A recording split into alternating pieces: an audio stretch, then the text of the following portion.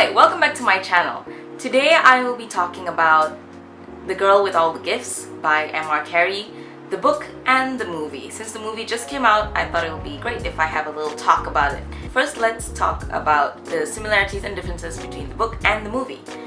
I read the book a while ago, so I'm not so sure about the similarities and differences, but from what I can remember, the main concepts of the book were really brought forward in the movie, and I thought it was really good. For example, Melanie's love towards her teacher was so apparent, and it was quite sad to see because those kids, they never feel any physical touch, human touch or care towards them because the only people around them are soldiers and, well, one teacher and doctors, right? And the actress for Melanie was really talented. I almost cried watching her in certain parts.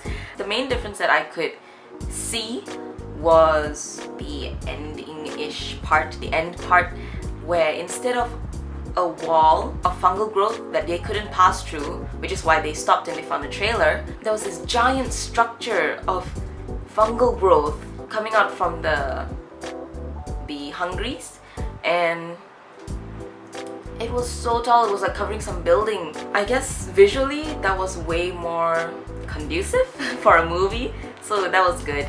I remember when I did a previous video, I don't know if it was a review or if it was a wrap-up, that I talked about Ophiocordyceps unilateralis, which is an actual fungal infection that affects ants, a certain type of ants, and it actually does make them lose control of their bodies. The fungus takes over their brain, makes them lose control of their bodies, and once they have full use of the ants, they will go to a certain place which is high enough, the highest place they could find, and sprout out of their head, which was what they did really well in the movie. They showed these hungries and the fungus completely took over, and it's like sprouting out of their mouth and eyes and nose, these like fungal growths, and that's what contributed to the giant structure that has the spores.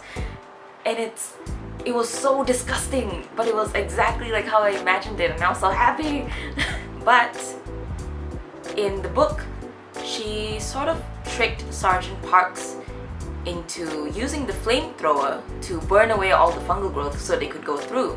But actually, she didn't want to pop the spore shells to, well, I'll get to that later. But in the movie, she went and did it herself. She lit a match and it burned up immediately, and everything started popping and the spores were all around.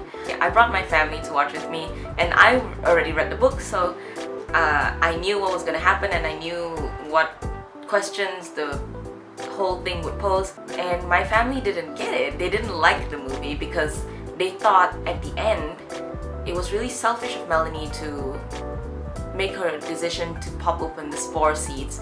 And in fact, everyone on Earth, anyone who's still living on Earth, the only indication you have for Melanie's reason for doing that is when she talked to Dr. Caldwell about why should she sacrifice herself for the humans if she is alive, if they, the hungry children, are alive.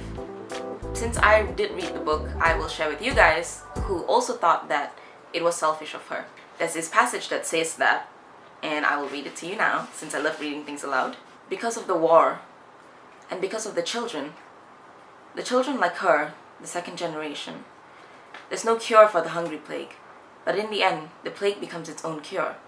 It's terribly sad for the people who get it first, but their children will be okay, and they'll be the ones who live and grow up and have children of their own and make a new world. But only if you let them grow up, she finishes. If you keep shooting them and cutting them into pieces and throwing them into pits, nobody will be left to make a new world. Your people and the Junker people will keep killing each other, and you'll both kill the hungries wherever you find them. And in the end, the world will be empty. This way is better. Everybody turns into a hungry all at once, and that means they'll all die, which is really sad. But then the children will grow up, and they won't be the old kind of people, but they won't be hungries either. They'll be different, like me and the rest of the kids in the class. They'll be the next people, the ones who make everything okay again.